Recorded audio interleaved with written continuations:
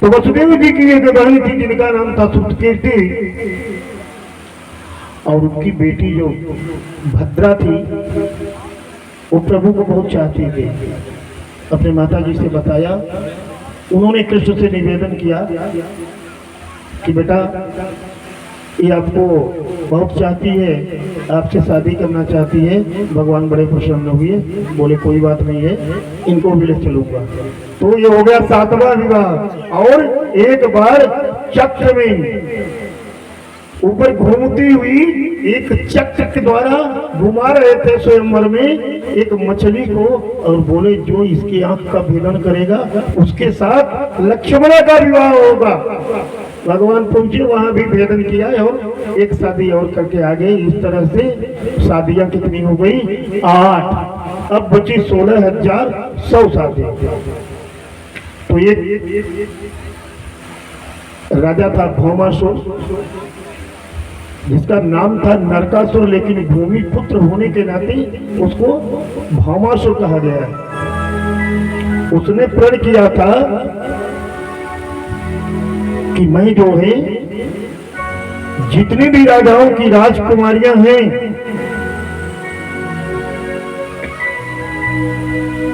मैं सबको मिला करके जब 20,000 कन्याएं हो जाएंगी तब महाराज करूंगा। 16,100 लड़कियां हो चुकी थी। भगवान के पास सूचना गई। भगवान ने कहा कोई बात नहीं है। अब जो है भगवान सत्यभामा को बैठाया रथ पर और तत्काल वहां से भौमासुर के लिए निकल पड़े कि अब भौमासुर के राज्य में चलता हूं। सभार्यो गरुड़ारूढ़ प्राज्योतिषपुरम ययौ। भौमासुर की राजधानी प्राज्योतिषपुर में पहुंचे। तो वहां पर एक दैत्य था, मूर उसका नाम था, जो वहां का सेनापति था। 5 सिर थे उसके, बड़ा वीर था और बड़ा मायावी था। दैत्यों के पास भी बहुत माया रहती है। भगवान से बड़ा भयंकर युद्ध हुआ, वहीं पर सत्यभामा की जरूरत पड़ी। इतना मायावी था कि माया के आगे बड़े बड़े वीर फेल हो जाते थे। जो अतुलित बल धामन है शैलावती हम, जिनके पास अतुलित बल था, उनको भी एक छोटी सी राक्षसी ने पकड़ लिया था लंका में कि जहां से नहीं, जहां नहीं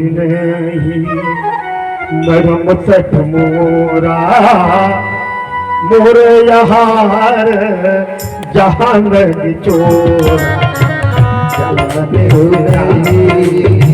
मरम सठ मोरा मोर यार जहां नहीं चोरा। ऐसे ऐसे मायावी हनुमान जी चोरी में जा रहे थे। बड़ा छोटा रूप धारण किया था, पकड़ लिया हाथ में, बोला था कहाँ जा रहे हो? मैं केवल चोर को ही खा जाती हूँ। हनुमान जी बड़े चक्कर में पड़े, बोले ऐसे ऐसे इसके पास रावण के पास अनुचर है। तो मूर जो था बड़ा मायावी था, 5 सिर था। भगवान ने अपने चक्र से उसका पूरा सिर काट दिया, इसलिए भगवान का एक नाम पड़ गया मुरारी। बोलिए मुरारी भगवान की।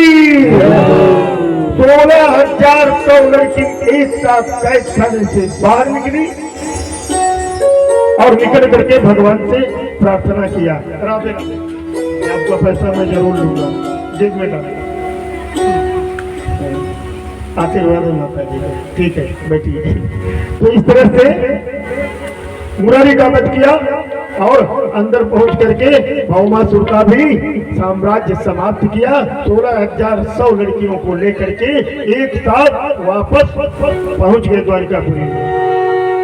जैसे ही लड़कियों ने स्वागत किया उनका और आरत होकर के उनसे ये प्रार्थना किया कि प्रभु अब हम लोग कहाँ जाएंगे, काफी दिन बीत गया है, कोई नहीं स्वीकार करेगा। भगवान ने कहा जिसको कोई स्वीकार नहीं करता उसको मैं स्वीकार करता हूँ, चलो हमारे साथ।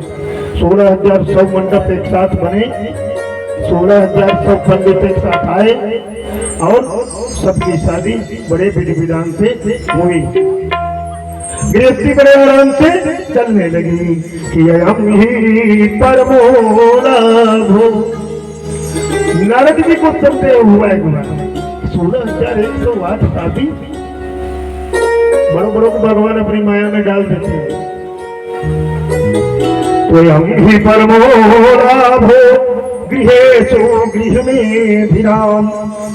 देखिए घर में गृहस्थी में छोटी मोटी बातें भी होती रहती हैं पति पत्नी के बीच में, कभी ज्यादा उसको बढ़ाना नहीं चाहिए। कई लोगों को देखता हूं समाज में बात बहुत आगे तक पहुंच जाती है, पत्नी भी कहती है पति भी कहता है, दोनों का समान अधिकार है। तो बड़े ठाट बाट से गृहस्थी चल रही थी, तब तक में एक दिन बीड़ा बज गया, बहुत दिन हो गया था कि श्रीमन नारायण नारायण नारायण श्रीमन नारायण नारायण नारायण भजमन नारायण नारायण नारायण भजमन नारायण नारायण नारायण श्रीमन नारायण नारायण नारायण श्रीमन नारायण नारायण नारायण।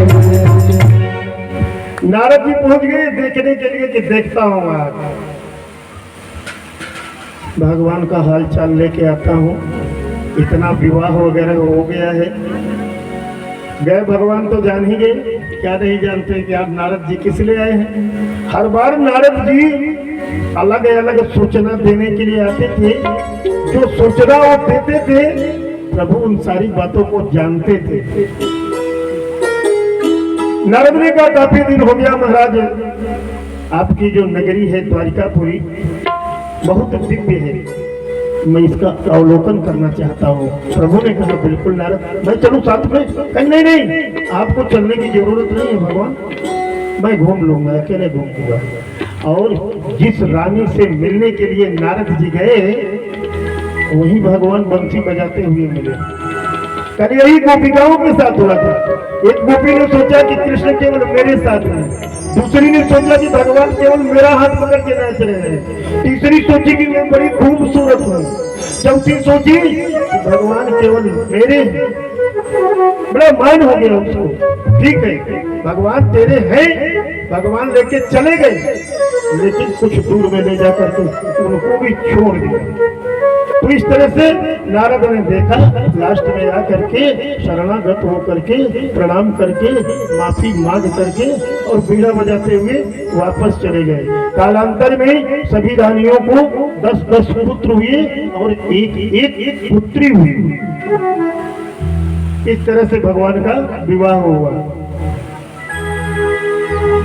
महाराज परीक्षित ने सवाल किया कि गुरुदेव, भगवान जब जाने लगे थे गोकुल से, गोपिकाओं से कहकर के गए थे कि मैं कल की बात है परसों आ जाऊंगा, तो कितने दिन में वापस आए भगवान? गुरुजी ने कहा भगवान वापस आए ही नहीं। बोले वहां से एक संदेशा जरूर भेजा उद्धव जी को। भगवान चाहते थे कि उद्धव जी जाएं गोपिकाओं से मिल करके आए। बोले काफी दिन बीत गया,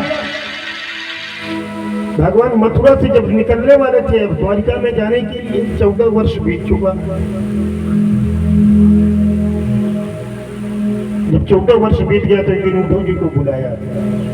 बोले उद्धव जी जाकर के एक बार पूरे ब्रज मंडल का हाल लेकर के आइए, नंद बाबा कैसे हैं, जसोदा मैया कैसी है, मेरे जो सखा हैं ग्वाल बाल वो लोग कैसे हैं, और मेरी जो गोपियां हैं जिनके साथ में मैं महाराज किया हूँ वो लोग कैसे हैं। हो सकता है मेरे वियोग में वो लोग अपना प्राण भी त्याग दिया हो। उद्धव जी ने मन में सोचा कि मैं अभी तक जो है वेद वेदांत व्याकरण साहित्य ज्योतिष कर्मकांड की बात करता हूँ। एक बार प्रेम से बोले कृष्ण कन्हैया लाल की जय। जल्दी करना। जाओ जाओ वृंदावन जाओ जाओ वृंदावन गोपियों से जाकर तुम मिलना कहना भेजा है कहना कहानी भेजा है सुदेवने की जराने कर आना जाओ वृंदावन ए बुढ़ो।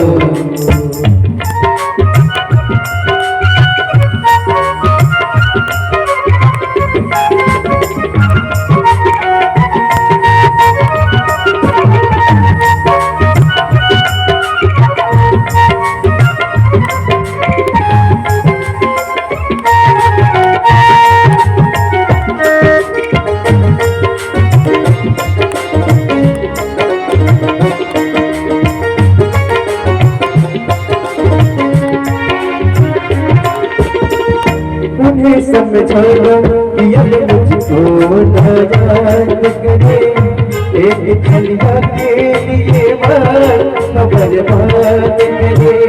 उन्हें समझाना कि वो मुझको नाराज करे एक खलिया के लिए खबर बात करे एक खलिया के लिए खबर बात करे। फिर वो कहती है कहना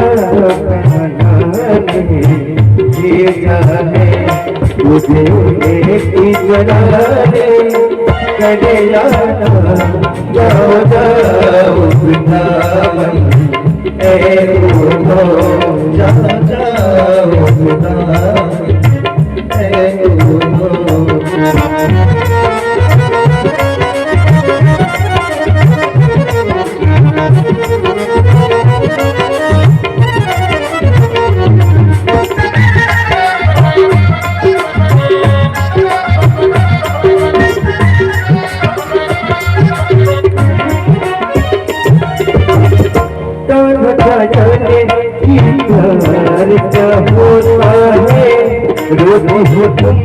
लोगों से सोता है जाने प्यार का होता है लोगों से सोता है। कभी आएगा मिलने से तुमसे वो इस धोखे में इस धोखे में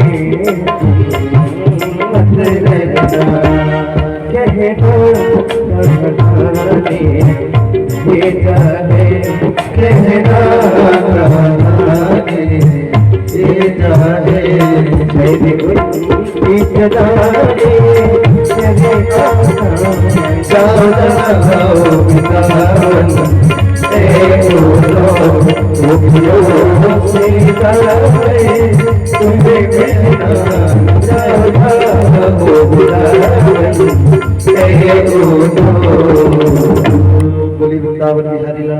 मेरे तो भगवान ने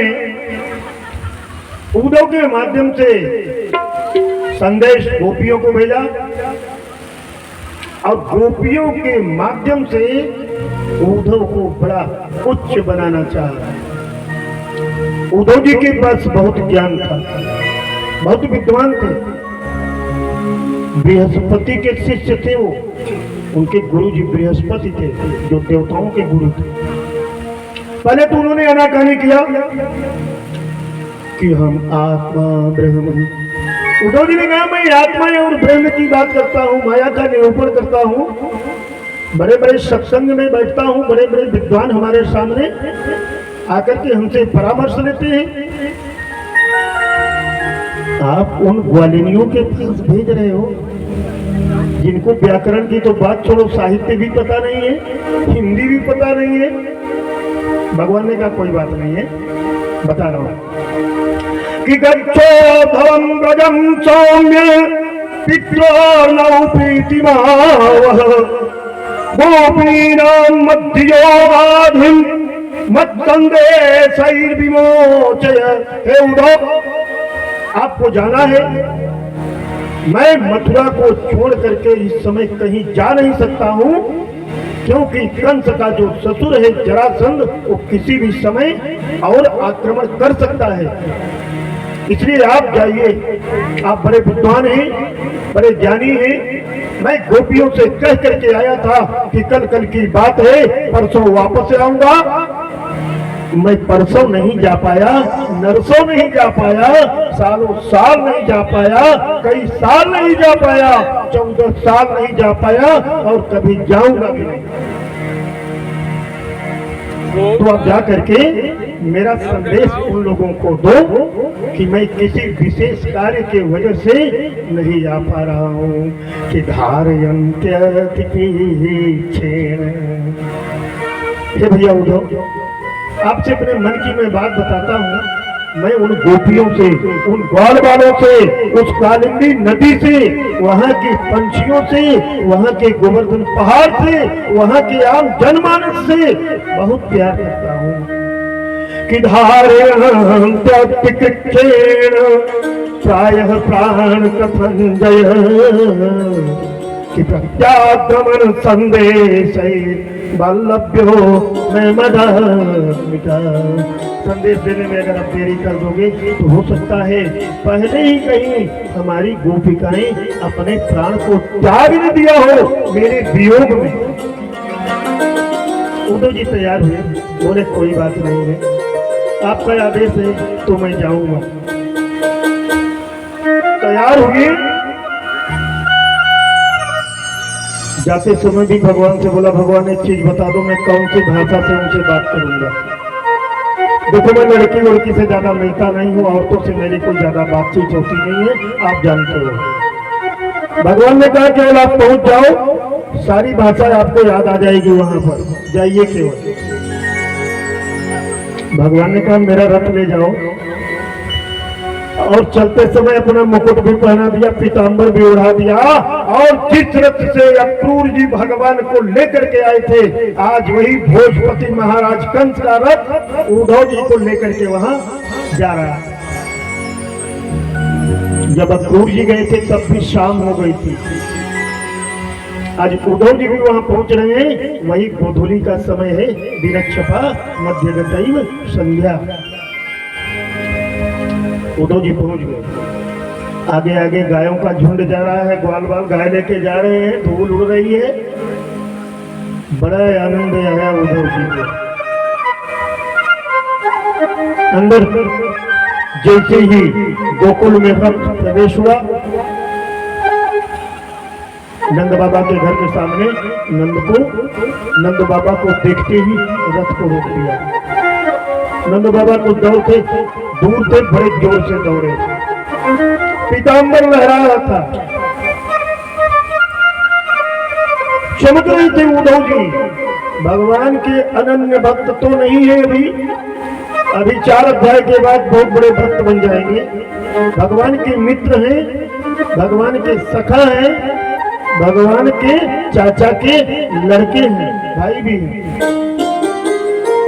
बड़े जोर से वहां से नंद जी दौड़ पड़े, कि नंद प्रीत परित्वच वासुदेव दिया से। दौड़ पड़े ये सोच कर कि ये वासुदेव श्री कृष्ण है। आकर के तुरंत अंक से लगा दिया, वात्सल्य इतना हुआ कि आंसुओं से उद्धव जी की पीठ जो है भीग गई। जब अलग हुए दोनों आदमी, तब नंद जी ने देखा कि ये तो कृष्ण नहीं है, लेकिन कृष्ण जैसा है। किसी के लड़के के कोई यार मित्र भी बहुत दूर से आ जाते हैं तो उनका भी बड़ा मान सम्मान हो जाता है। तुरंत हाथ पकड़ करके उनको अंदर ले गए, बैठाया, उनको जलपान करवाया और उसके बाद भोजन करवाया, बढ़िया बिस्तर लगाया सोने के लिए। जब लेट गए तब उनसे हालचाल शुरू हुई कि भोजितम परमानेन संविष्टम कसिपो सुखम अब सुख दुख की बात होने लगी, हाल चाल पूछना प्रारंभ किया। और जैसे ही हाल चाल शुरू किया तब तक में मैया आ गई और कुछ बोल नहीं पाई, एक शब्द नहीं निकल रहा है, केवल सुन रही है उस वार्तालाप को कि कन्हैया के बारे में बातें हो रही है। पहले तो माँ को बड़ा विस्मय हुआ कि कन्हैया मेरा आ गया, लेकिन बाद में पता चला कि कन्हैया नहीं है, कन्हैया का मित्र है। अस्तरों से दूध बहने लगा, आंखों से आंसू बहने लगी, हाल चाल सब पूछा। हाल चाल पूछते पूछते रात बीत गई और जब सुबह हुआ, अभी उद्धव जी उठे ही थे तब तक में गोपियां स्नान करके जमुना जी से वापस आई, देखा रथ खड़ा है। वही रथ खड़ा है काले कमले वाले का, ये रथ केवल वही है और लगता है कि यशोदा वनमानानी पुत्रस्य चरितांच, यशोदा भी चर्चा सुनने मात्र से बिल्कुल घायल हो चुकी थी, विह्वल हो चुकी थी, प्रेमाश्रुओं से भीग चुकी थी और दुग्ध की धारा से पूरा वस्त्र भींच करके उनके पैर तक उनके वात्सल्य रूपी दूध को पहुंचा दिया उद्धव जी ने अपनी वार्तालाप से।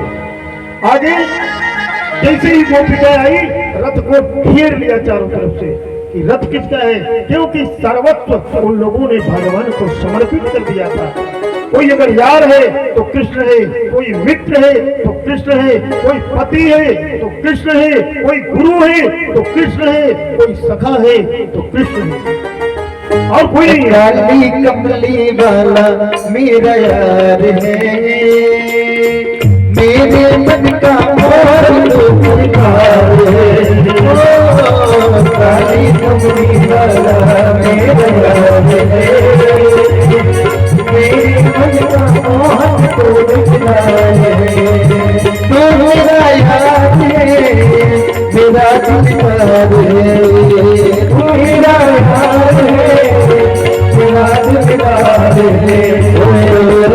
काली कमली वाला मेरा यार है, मेरे मन का मोहन दिलदार है। काली कमली वाला मेरा यार है, मेरे मन का मोहन को दिलदार है।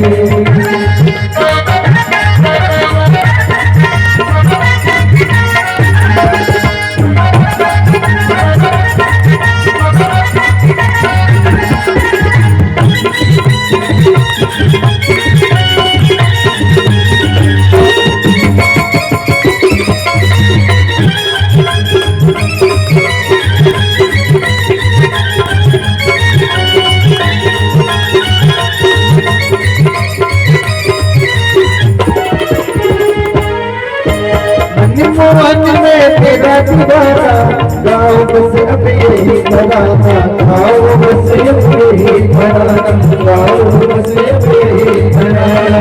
मोहन में तेरा दीवाना, गाँव बस अब यही बनाना, गाँव बस अब यही बनाना, गाँव बस अब यही बनाना। श्याम सलोने तू मेरा दीवार है,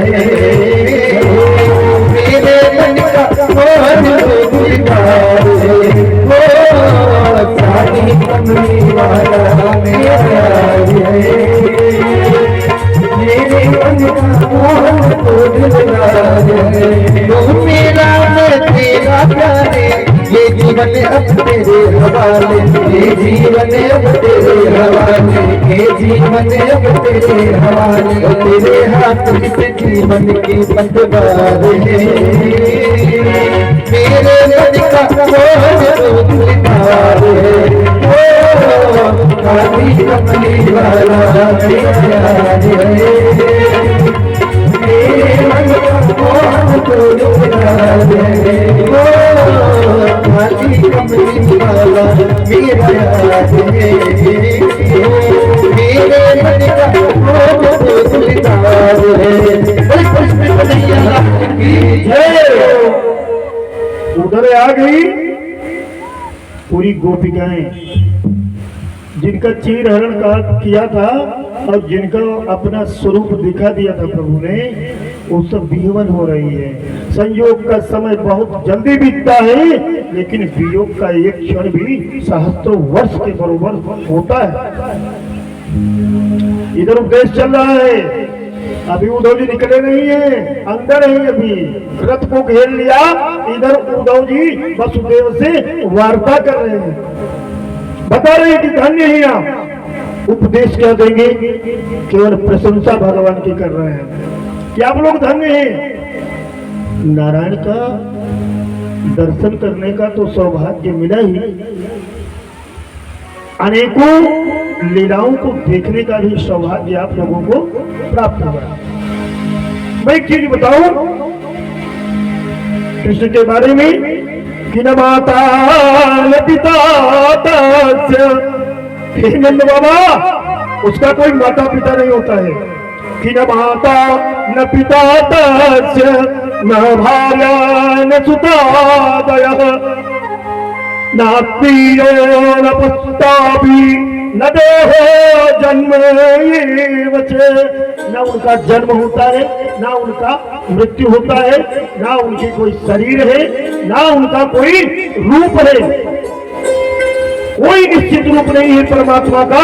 जब चाहे, जिस क्षण चाहे वहां अवतार ले सकते हैं, जगत के कल्याण के लिए, धर्म की रक्षा करने के लिए।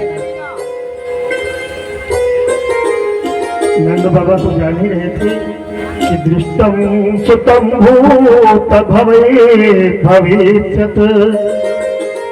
हे नंद बाबा, जो आपका ये पुत्र है, जिसका आप हाल चाल पूछ रहे हैं, जिसके बारे में आप बहुत विचलित हो रहे हैं, तो उनके बारे में मैं बता देता हूँ कि दृष्टम श्रुतम भूत भविष्यत अस्थानो शरीरी सुरः दल्पकं च कि बिना वस्तुतरां च वाच्यम् सैव सर्वं परमार्थ भूतः। आइए, राधे राधे। तो न आदि है, न अंत है, न मध्य है, न भूत है, न भविष्य है, न किसी का बेटा है, न किसी का बाप है, न किसी की भार्या है, न किसी का पुत्र है। जगत के कल्याण के लिए नारायण आए हुए हैं।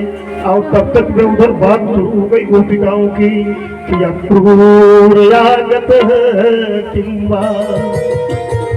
हे सखी, उसमें से एक गोपी बोल रही है गोपिकाओं से, और इधर वार्ता समाप्त करके अब उद्धव जी भी बाहर की तरफ निकल पड़े कि अक्रूर आगत है किंबा यह कंसाचार्थ साधक है। ये तो मधुपुरी कृष्ण कमल लोचन। ये दीदी लगता है वो अक्रूर फिर आ गया। एक बार ले गया तो कंस का वध करवाया हमारे कन्हैया से। इतने मुलायम है हमारे कन्हैया है, इतने कोमल हैं, ले जाकर के मुष्टिकासुर से, सल तोसल से, चारों से कुश्ती लड़वा दिया। अगर कुछ हो गया होता तो लगता है फिर आया हुआ है। इस बार किस लिए आया हुआ है कि प्रेतस्य निष्कृतम। इस बार लगता है कंस का पिंडा करवाने के लिए आया हुआ है, प्रीत कर्म करवाने के लिए लगता है आया हुआ है। तब तक में उद्धव जी पहुंच गए। उद्धव जी जब गए वहां, पहले तो गोपियों को भी बड़ा ताज्जुब हुआ कि भगवान का मुकुट जिसमें मोर पंख लगा हुआ है, भगवान का पीताम्बर। क्योंकि अगर मोर पंख वाला मुकुट नहीं होता तो उद्धव जी अपने ज्ञान में मस्त रहते और काम से प्रताड़ित हो जाते। गोपियां इतनी सुंदर थी, इसलिए भगवान ने ऐसा करके भेजा था, क्योंकि उद्धव जी को बहुत महान बनाना चाहते थे भगवान। उद्धव जी जैसे पहुंचे, गोपिकाओं से वार्तालाप शुरू हुई। उद्धव जी को बोलने का मौका मिलेगा नहीं, वैसे बोलने के लिए, समझाने के लिए, बात करने के लिए, मार्गदर्शन करने के लिए, लेकिन मौका नहीं मिलेगा। सुनते ही रह गए, उनकी वार्ता को सुनते रह गए। तब तक में एक भौरा आकर के और किशोरी जी के पैर पर बैठ गया। इतना मुलायम पैर, लाल लाल महावर लगा हुआ है। भौरा भी सोचा कि कोई पुष्क है, इसका पराग लेकर के चले चलते हैं। आकर के बैठा, गोपियों ने बोलना शुरू कर दिया। इदानीमस्तां यदुपतेः पार्षदं समुदागतम्। ऐसा लगता है कि आप यदुपति व्यंग बोल रही हैं। कहाँ कन्हैया बोलती थी, कान्हा बोलती थी, कृष्ण बोलती थी, माखन चोर बोलती थी, आज यदुपति बोल करके संबोधित कर रही हैं कि इस समय पर वो यदुपति है, युवराज थे भगवान, तो उसका कोई पार्षद आया हुआ है। इस तरह से बोल करके संबोधन कर रही थी। तब तक में भौरा आया करके बैठ गया और भौरे को ही बात सुनाने लगे। उद्धव जी खड़े हैं, सुन रहे हैं उद्धव जी। एक बोल रही है कि भौरा आया हुआ है, यहाँ से पराग लेकर के अभी उड़ जाएगा। दूसरी बोलती है ये छलिया कृष्ण का भेजा हुआ दूत लग रहा है। उद्धव जी सुन रहे हैं। एक बोल रही है कि क्या बताऊं, जैसे धनहीन पुरुष को, जो धनहीन गरीब जो पुरुष है उसको वेश्या त्याग करके चली जाती है। जैसे ब्राह्मण आते हैं पूजा कराने के लिए, दक्षिणा लेकर के चले जाते हैं। तीसरी बोलती है जैसे कोई अतिथि आता है घर में भोजन करके थाली को छोड़ करके चला जाता है, उसी तरह से ये कपटी का भेजा हुआ भौरा है। बोल रही है भौरे को, लेकिन समझ रहे हैं उद्धव जी बड़े विद्वान थे, बृहस्पति के शिष्य थे। वो जान रहे थे कि निशाना तो कहीं और ही लग रहा है। एक बोल रही है कि हम लोगों को तो अनपढ़ गंवार समझता है, बोलता है कि उन लोगों को वेद वेदांग उपनिषद शास्त्र पुराण व्याकरण साहित्य कुछ आता ही नहीं। उद्धव जी चलते समय बोल करके भगवान से आए थे कि वो अनपढ़ गंवार ग्वालिनियां हैं, मेरे वेद वेदांग को, मेरी भाषा को कहां से समझेंगे वो लोग। मैं तो बृहस्पति का साक्षात शिष्य हूं, जीव और आत्मा का निरूपण करता हूं। तो देख सखी बोल रही है कि वहां तो ऐसी बात होती है हम लोगों के बारे में कि वो लोग अनपढ़ हैं, गंवार हैं, कुछ पता नहीं है, अहिर की चोहरिया है। तब तक मैं भौरा उड़ गया। जब भौरा उड़ गया तो फिर एक बोलती है सखी बड़ा अन्याय किया, इस तरह से बोल दिया। वो जाकर के श्याम सुंदर से बता देगा कि उद्धव जी जाएंगे वापस तो बताएंगे कृष्ण से ऐसे ही। वो बोल रही है कि वो जाएगा तो कृष्ण से बताएगा। उद्धव जी स्तब्ध रह गए, कुछ नहीं बोल पा रहे। इस तरह से उपदेश चलता रहा। 1 महीना बीत गया, 2 महीना बीत गया, 4 महीना बीत गया, 6 महीना बीत गया।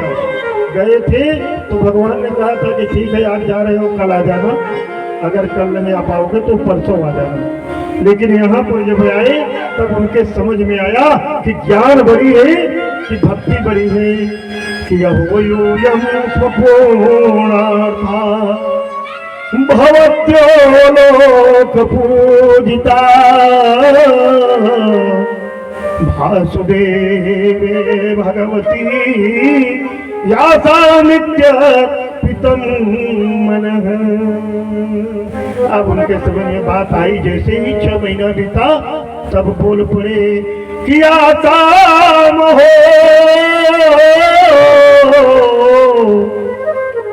कहाँ आए थे समझाने के लिए, कहाँ अब समझ गए। जो भगवान चाहते थे वही हुआ। भगवान की कृपा थी ऐसी ही कि जा पर कृपा हो राम दई होई कृपा रही सब कोई। प्रभु की कृपा होती है तभी सबकी कृपा होती है। ये तो प्रेम की बात है बंदगी तेरे बस की नहीं है। ये तो प्रेम की बात है बंदगी तेरे बस की नहीं है। यहाँ सर्दी होती है सोते यहाँ सर्दी होती है सोते। आशिकी जितनी सर्दी नहीं है ये तो मेरी बात है बंदगी तेरे बस की नहीं है। ये तो मेरी बात है पूजा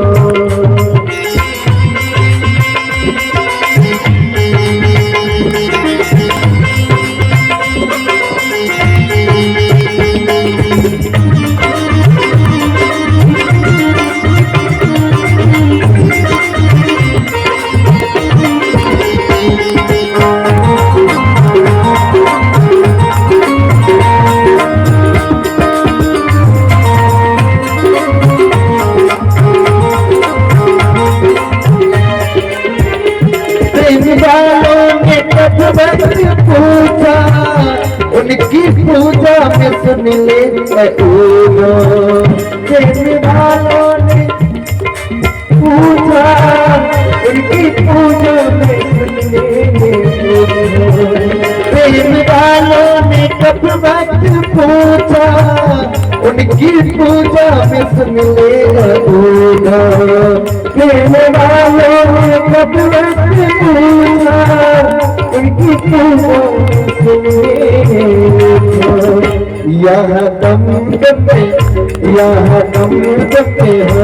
है पूजा सर झुकाने की फुर्सत नहीं है।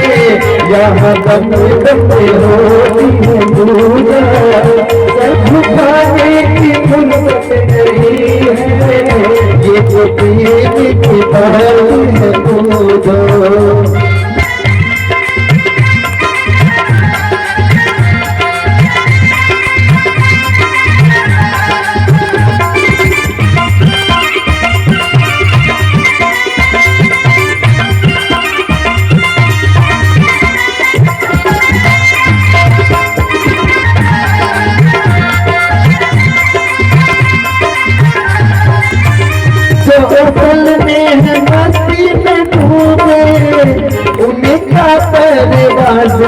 जिंदगी जो समय है मस्ती में डूबे उन्हें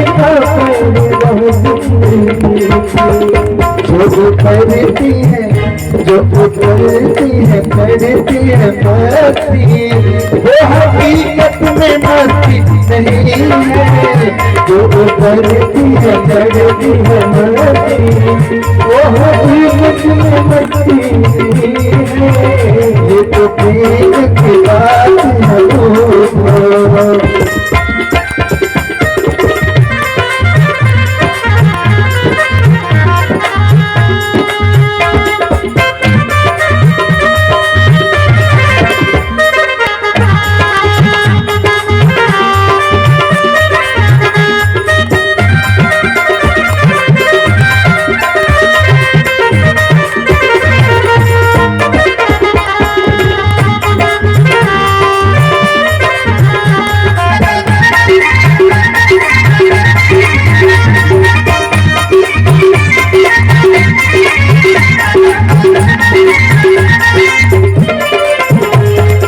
नजरों में है चांद प्यारे वो तो रहते हैं जग से निराले। नजरों में है चांद प्यारे वो तो रहते हैं जग से निराले। जिनकी नजरों में शाम प्यारे वो तो रहते हैं जग से निराले। जिनकी नजरों में शाम प्यारे वो तो रहते हैं जग से निराले। जिनकी नजरों में शाम प्यारे वो तो रहते हैं जग से निराले। जिनकी नजरों में मोहन समाए वो नजर फिरी तरसती नहीं है। जिनकी नजरों में मोहन समाए वो नजर फिरी तरसती नहीं है। ये जो मेरे की बात है वो